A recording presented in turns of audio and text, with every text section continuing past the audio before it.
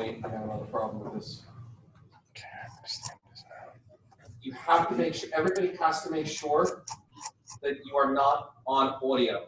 Otherwise, there'll be feedback here. Someone's obviously on audio. I can hear it.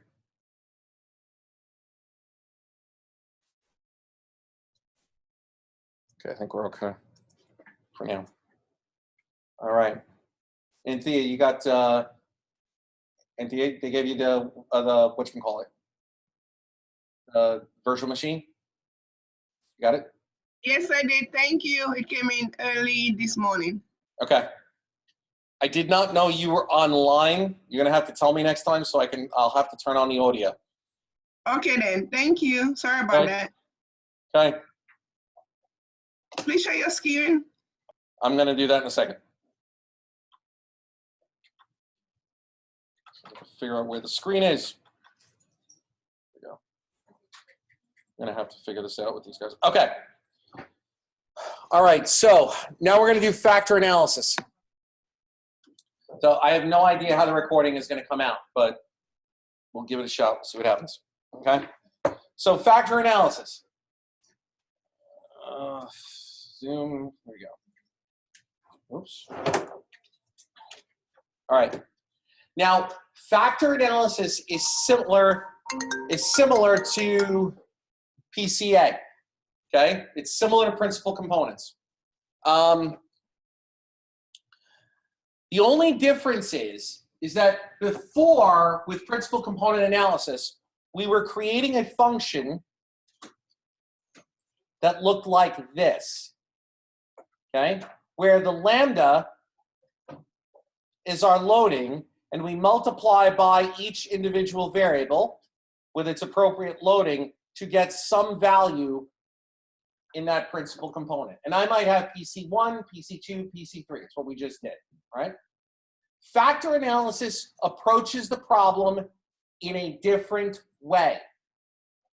Basically what happens is it is creating multiple functions that will relate to the individual X variables or the items. The X variables, let's consider, are a questionnaire.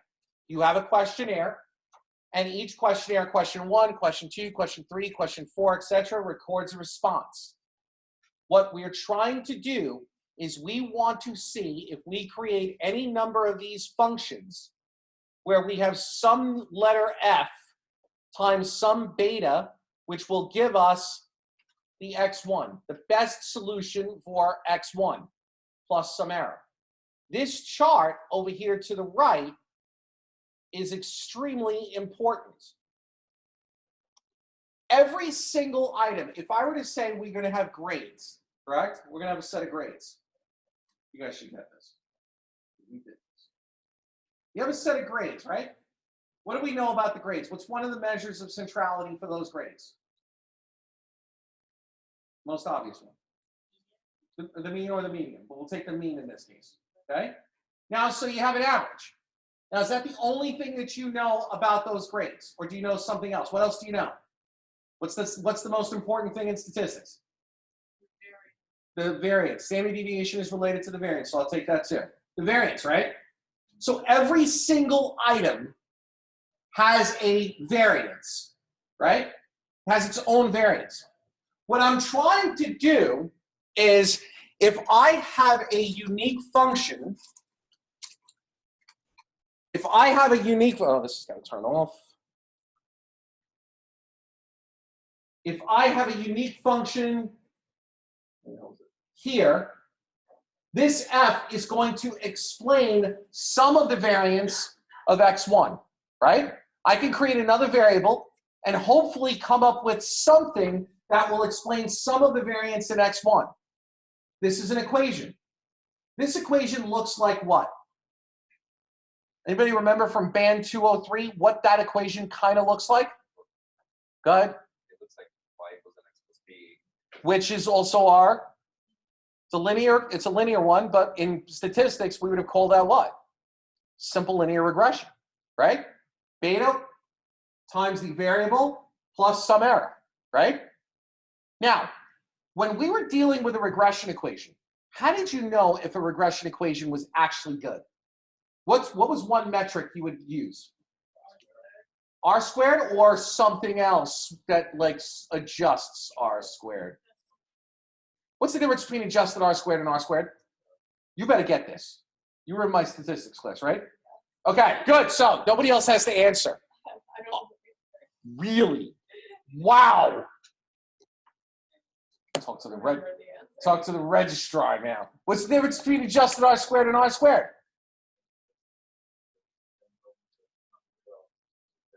What does it do?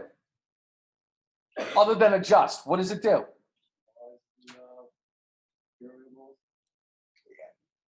Yeah.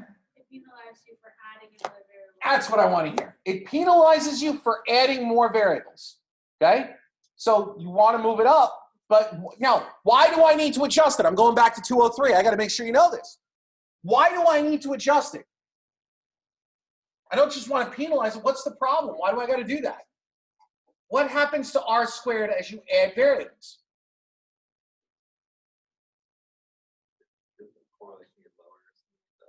No, the correlation doesn't get lower. I'm not sure exactly what you're saying, but by itself, it doesn't sound right. There's something else I'm looking for, though. What happens when you add more variables into a regression equation to the R squared? You get divided by Nope. I get an R squared with two variables. I add a third variable. What happens to that R squared? It what? It gets higher. You can always add a variable, and the R squared will always go up because it's going to explain a little bit more variance, maybe a tiny bit more, but it will always add more explanation of variance, which is why we use adjusted R squared, because we're saying, no, you're not going to get away with that. I'm going to penalize you because you added another additional variable. What am I saying? The regression equation is explaining the variance in my response variable, correct? My response variable here is x1. Make sense? So I want this to explain the variance in x1. Will it explain all of the variance in x1? What is it missing?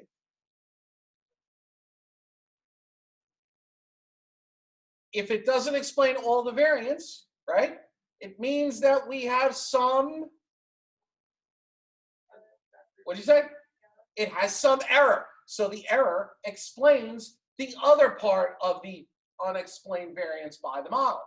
That make sense?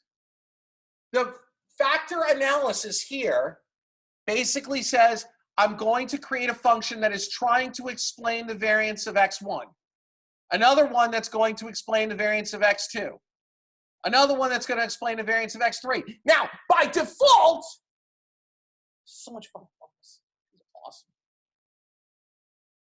It's better than the Super Bowl or the debate last night. That was hysterical. That was so funny. I was laughing. What I'm getting at is this. If this factor is good, right, what should it do in terms of explaining variance? Should it explain a lot, a little, or it doesn't matter? Should explain a lot. And then it means that this F does a good job, correct? If this explains a lot, what happens to this? E. It gets smaller.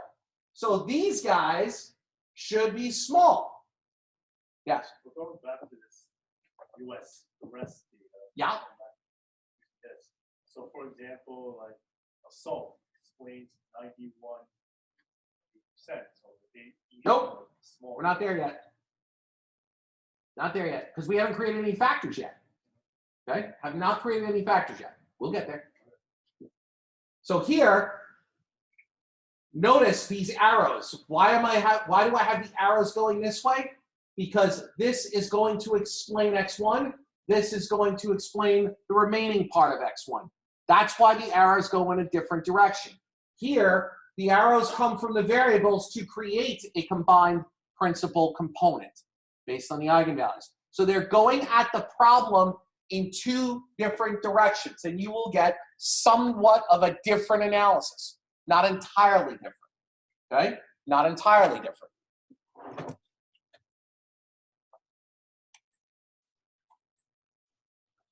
So here, what we call the common factor model, it was similar to linear regression in the sense that, okay, let me get rid of this annotation, clear, hold on. This is very similar in the sense that I'm creating a linear regression. I have a mean for x1.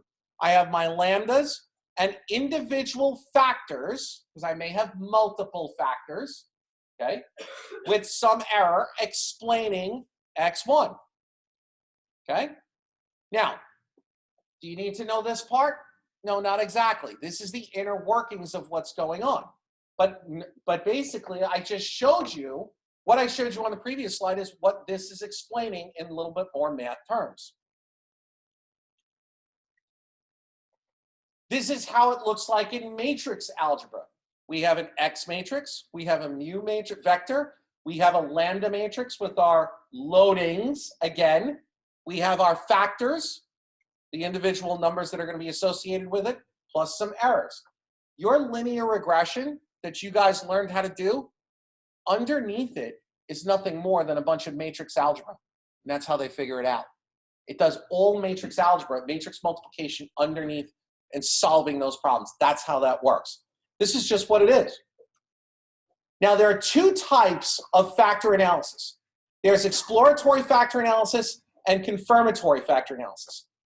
Here, we are going to deal with exploratory factor analysis. I will touch a little bit on confirmatory, but it's not part of this. You guys were doing the SEM. You have confirmatory factor analysis, which is done in the Levon package in R, okay? You can, if you have any questions, they're like experts in SEM and confirmatory factor analysis from their other class. They'll answer all the questions for you.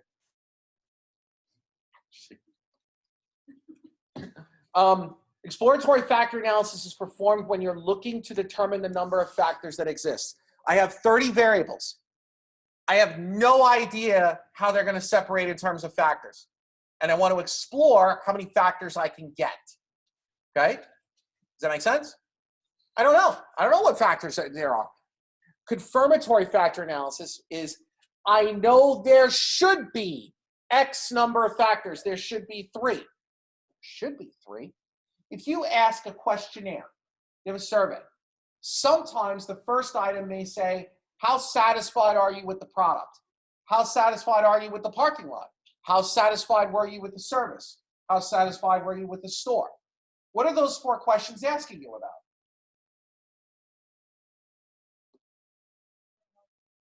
Satisfaction. What? There. Satisfaction. I want to confirm that those 4 are truly working together. The 4 should load together, right? They should be related together. So I'm going to try and confirm that those 4 load onto that factor. I may have another 4 questions that ask about happiness, another 5 questions that ask about ethics, right? So I would want to confirm a 3-factor model of all of that, so I can put it together. That's what confirmatory factor analysis does. SEM is a variant of CFA in the sense that we confirm certain things, but structured equation modeling allows you to take these factors and predict another factor from it, which is actually very cool. What the hell is a factor? It's a great question. Not really sure. Now, that's kind of like an inside joke. The reason it's an inside joke is because of this.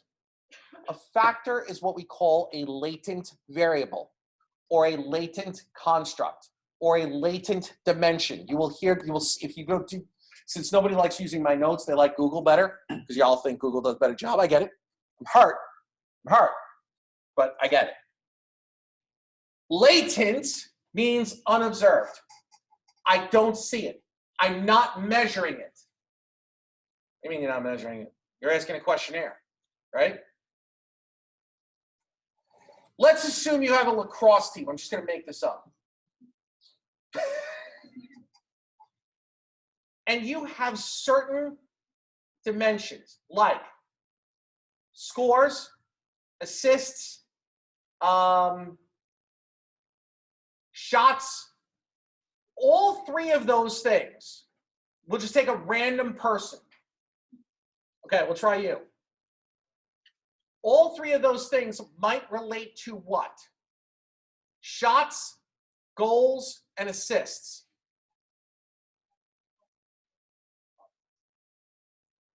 Offense. I don't think a goalie gets many. A goalie can perform well, right? And not have any of those three. So it's not really a measure of performance, but it might be a measure of offensive skill.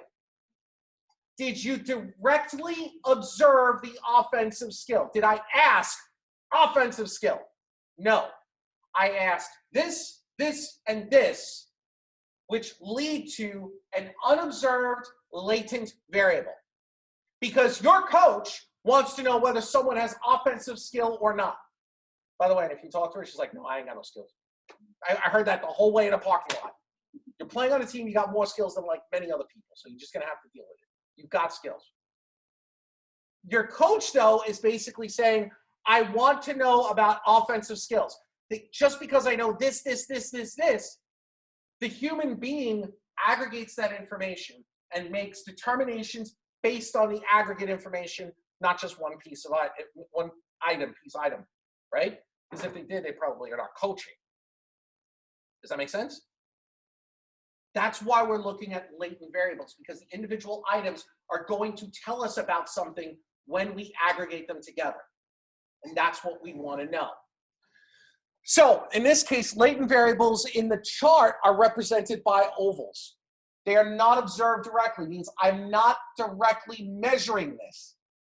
I'm inferring it from observed items. But what they do represent is the shared variance of a set of indicators. When I put them together, it explains the variance of multiple indicators. An indicator is an item, an X variable, something that has been directly observed. In EFA, with a one dimension, I have one factor, which doesn't make much sense, but it's great for an explanation. I have Y1 through Y7, cross. Now notice, before I said they were X's, now I'm saying they're Y's. It's the same thing. It doesn't matter what you call them, okay? The picture tells me as a box, it is an item. The circle at below is the unexplained or unique variance. The big oval, right, is my latent construct. So this Y1 through Y7 are 7 individual items. The really cool thing is they don't have to be the same. They don't have to be questionnaires. I can have 5 items from a questionnaire. I can have 3 items from like test observations of cameras or someone's body temperature or anything like that. I can combine all of them together. Factor analysis does not care and makes no assumptions about it. The E's are called unique variances. Sometimes you may say, like R, we'll call it uniqueness of the individual variable. They should be called unique variances. And they basically have the arrows pointing into the item. Sometimes they're called deltas or epsilons. It's the same thing. And it will explain how much variance was not explained by the actual factors. It's what's left over. So in this case, the satisfaction and error term explain the score of the observed variables. All the arrows go to the indicators.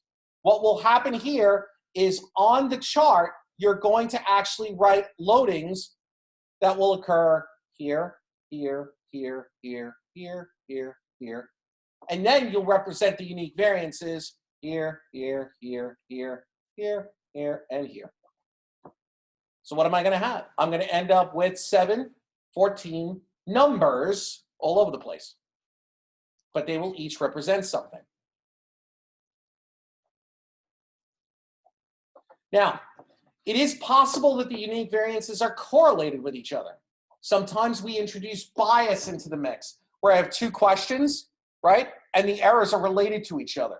We're not going to worry about that for the examples that we're doing. You guys will probably do that in your other class. You will have to deal with correlated variances, correlated unique variances.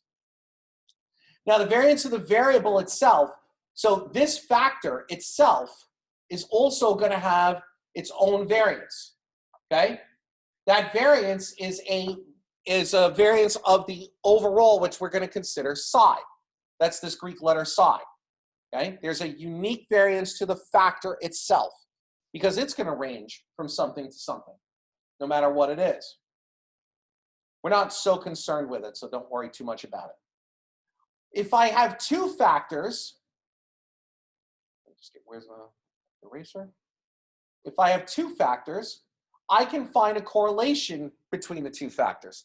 And that is actually important because now I have a way of measuring things like satisfaction and ethics, or offensive skills, defensive skills. And if you think about it, should the two be correlated? I don't know the answer, to be honest with you. It fell across.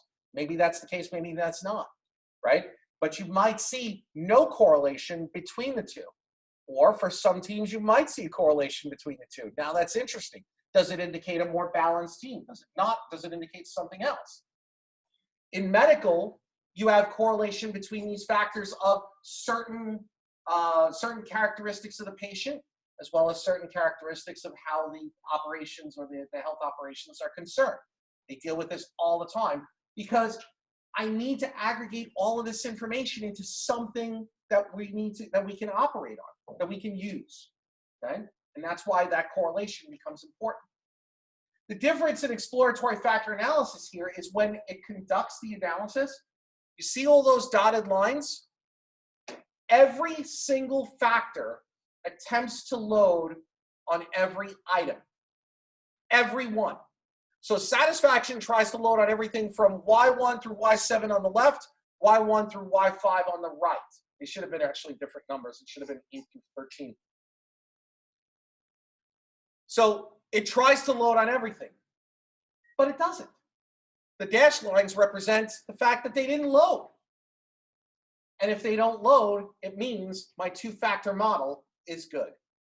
If I have too many overlapping where it loads on ethics and satisfaction at the same time, it means I can't distinguish them. I may need a third factor. I may need something else, and we'll see this with an example. Okay? So this is what's happening underneath the covers of the hood of the car. It is every single item is loading on every single factor, but at the end, the loadings will be so small that we don't even worry about those loadings anymore and say we have a two-factor model. Now, what happens is this. All this begins to use with the loadings in order to determine the unique variance. It uses the covariance matrix. I don't care about this formula at all. I actually don't care about most of these formulas, but I do want to approach one thing. The unique variances and the variance of each item is going to be related to those lambdas. Okay? This is how it computes everything. The correlation of the items are also going to be the correlation of these loading items. We're going to interpret them almost as a correlation. Each loading highly loads, highly correlated with the factor. You don't need to do this because you're not going to be asked to do this. I do this in the other class. But we have a concept called communality. Communality expresses the explained variance of an item, the x, by the factors.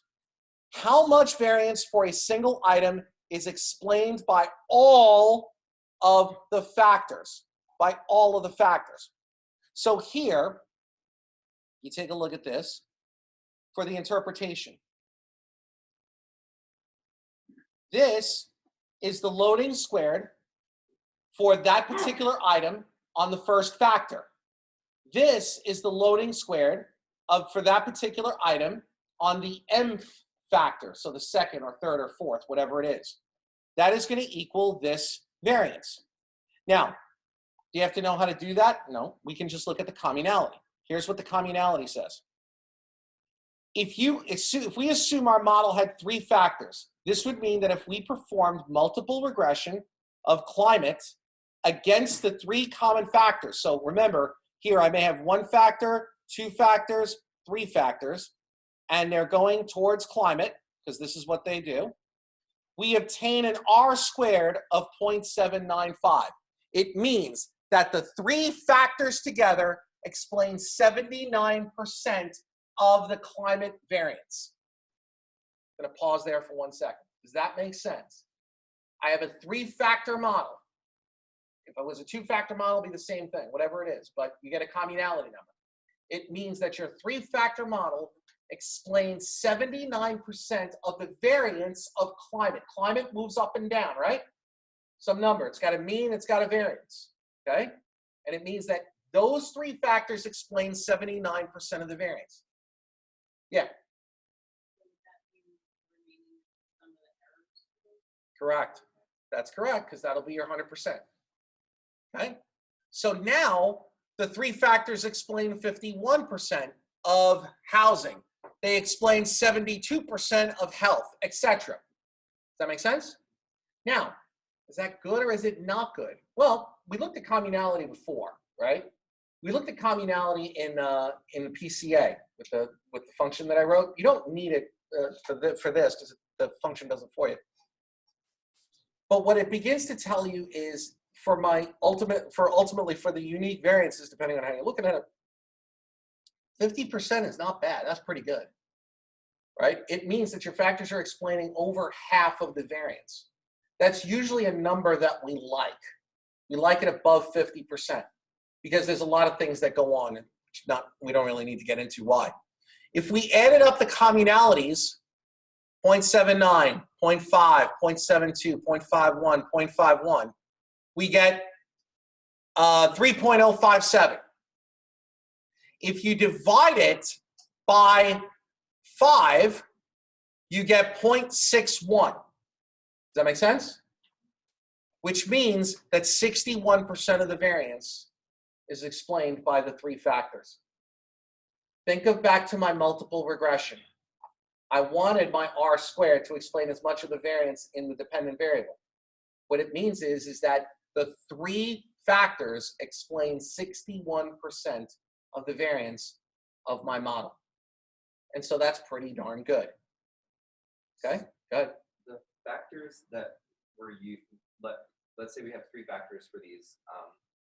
We don't actually know what the factors are for sure. Not yet. We're just throwing Correct. out. We can just throw out like, oh, we think based on the fact that the factors are affecting this, this, and this the most, the factor is this. That's correct. The latent variables will be subjectively labeled. So it's similar to principal components. Exactly the same as principal component. Yeah. Are the three factors the same for It's next. He was like, and you should have seen it. He gave you looks like. Go ahead. Are the three factors the same for every variable, like climate, housing, health? Are they the same? No, the three factors are the same for all the variables. That is a factor solution. So we have the three factors. We may have a two-factor solution, and it's telling you the communality across the board. Okay, go ahead. So if I want something above 61%, can I add in a better factor? Ooh, you asked two questions and you didn't realize it. The answer is if you have overlapping items, right, where it loads highly on two factors, you want to add possibly another factor so that it will move into its own factor possibly. So that I can create that distinction. We'll see that on the next on the coming slides. Okay? But will it increase the variance? It will always increase a little bit of variance, but it will not give you much more. Okay? So at some point you'll get like just like we did with the other one in PCA, 41% of the variance. Now the next one is like 20%, so now you're at 60. The next one's like 3. It does the same exact thing. Okay? Yeah. So when you say factor, are you just referring to like that first half of the equation? It's Which half? like x1 equals b1f. Yes. B1. So is it b1f or is it just the it's really the F. The beta is a weighted assignment to that. It's internal. You don't need to know about it. You can get it. But it's really the fact that F exists, period. And it's got some computation to it. And it says it explains this amount of the variance to it. Okay?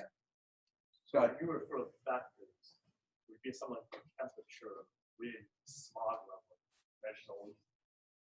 Yeah. And a factor might be atmospheric items, right? So I'll give you an example. So you get barometer, wind speed, temperature, water temperature, wave height, and something else. You might have atmospheric items, oceanographic items, water stuff. Okay? They all go in like, each one goes like climate, it's like housing gets Reno's, health gets Reno's. Because when we do exploratory factor analysis, we're going to try 3 factors, we're going to try 2 factors, we're going to try 4 and 5. It's exploratory. Then we'll see what it does. Okay? Anyone else? Yes. To get the 3 factors, you just start with whatever you think. Like, Yeah. I start with 2. Yep. I'll tell you generally where to start with. But yes, you start with an arbitrary number. Okay, yeah. So for a better, a clearer picture of the, let's say we decide to add more items into the, like, you know, more quiz item or more survey items, etc. Yep. That we think is going to add into these factors. Would that generally raise our? Not necessarily, because now when you add items, right? Now it's going to be distributing variance of those items across the factors as well. Oh, I see. Okay. But shouldn't I feel like if we're asking more questions contributing to the same factor, we should be more sure of that. Shouldn't it be lowering the error? Not necessarily, no. Again, you can add more items, but it's not related to those items at all. What? It could be irrelevant, and there could be some variance to that item that has the same variance as the other one, and now when you average it, it's the same number. Okay? Any other questions? All right, take a 10-minute decompress break. Some of you are about to explode. Or take a wicked corner shot that ricochets off the post. Listen, I had a volleyball player last year. All I kept talking about was she was going to spike the ball in my head.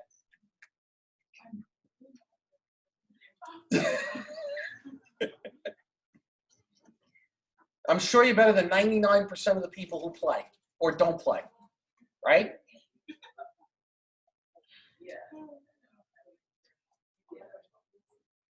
Yes. So, explanatory factor analysis be like another way of simplifying that, like similar to PCA. Yes, you can mention reductions. That's correct. There's a different method. This is a different method, correct? And it actually uses underneath. It uses a similar principle of eigenvalues and eigenvectors. Okay. So we're just learning 2 methods of making. Because they go at it different ways. Okay. I wanted to ask about this as well. Is that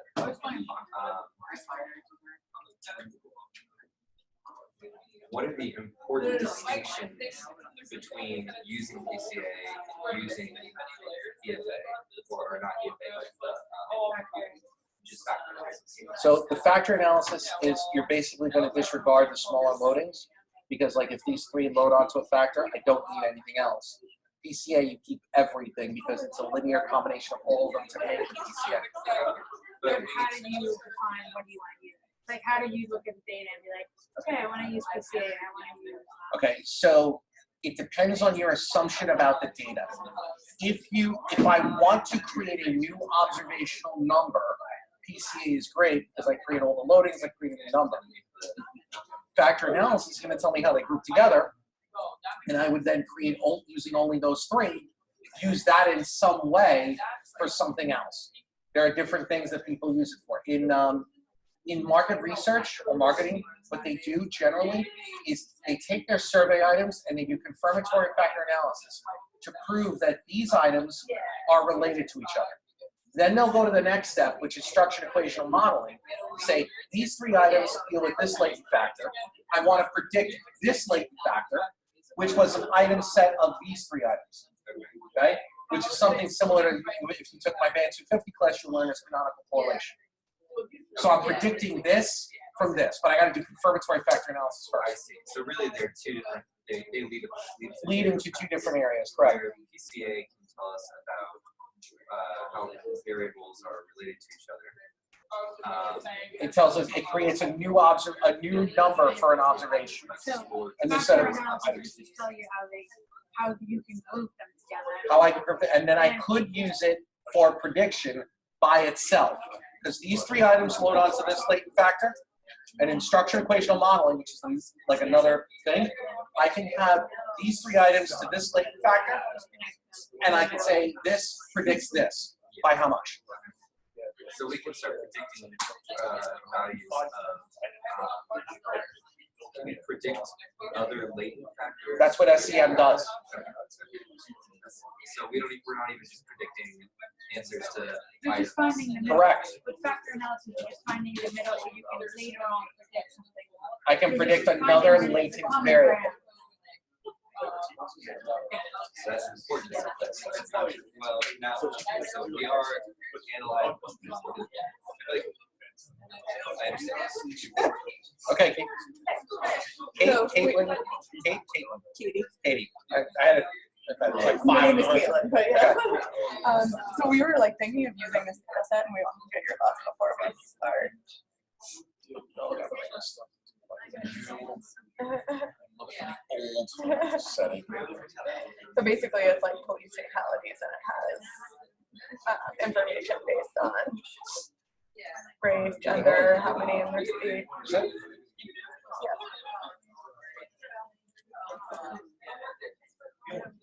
And then we could do like thinking we could pull in like population of state and cities. It would be great if you pulled in population. Where's the count? You had the count. You'd have to aggregate this for count, right? Yes, yeah, exactly. If you aggregate it for count, then you can then use that because then you can try and predict the count. I would see if you bring in more columns. You know, like I'll give you an example. You have city, right? Yep. And you know the dates, right? You have another data set with temperature and weather. You can see somehow is that related to this whole thing. Okay. What was the other thing you just said? The population. Do that. You can also get some census information on education, average education. Yeah, you can do a whole bunch of stuff. I mean, that's a good start. That's good. How many rows is this? 12,000. Yes, that's good for the rows. Try and get some more columns that you can just explore different things that you can do. Okay. You can also break them down. It has like if they were armed, it has if they had mental illness. Yeah, and it's got year, right? Yeah. So what you can also do is you can do analysis by year, start grouping them, and figure out, okay, is there something to do Yeah, with like we year? started to look at that a little bit. You have the in time of terms the crime or no? No, not time. And I was just trying to see, but you can see like trends over a year in terms of if they're armed or not. So, and then you're going to try and see, can you predict, you know, if a crime occurs, where would it fit? You're going to do neural networks to try and predict possibly where a crime will occur on what day. Okay, so you think it has Oh, it definitely has potential. Yep.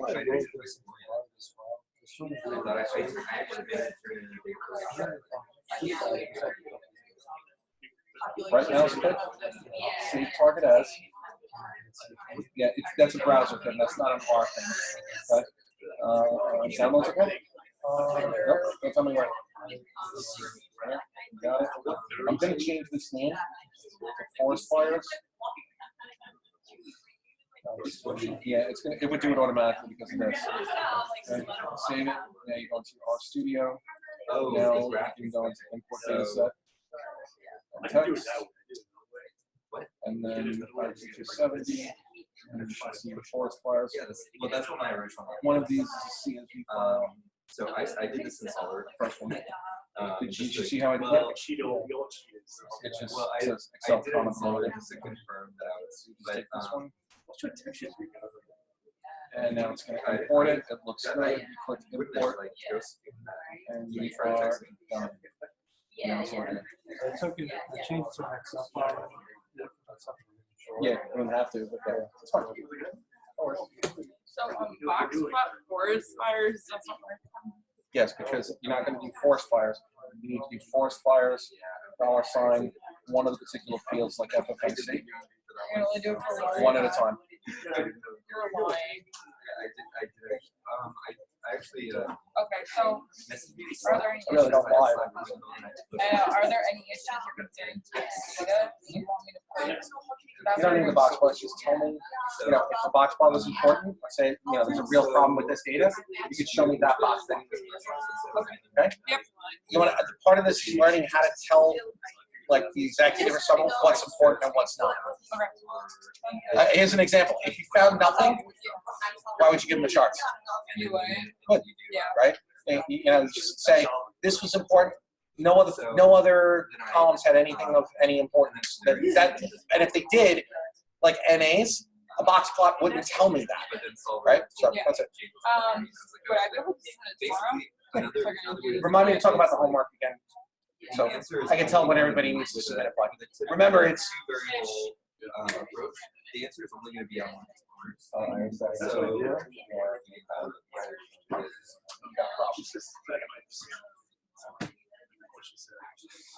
It might have been. It might just be something with labeling because she says you had to label the both of the constraints.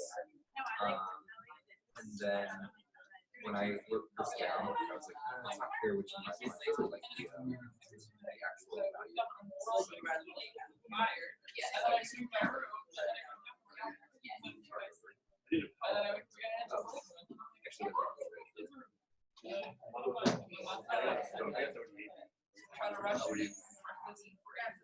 Did you check your score, your grade? Yeah, she graded it. Yeah.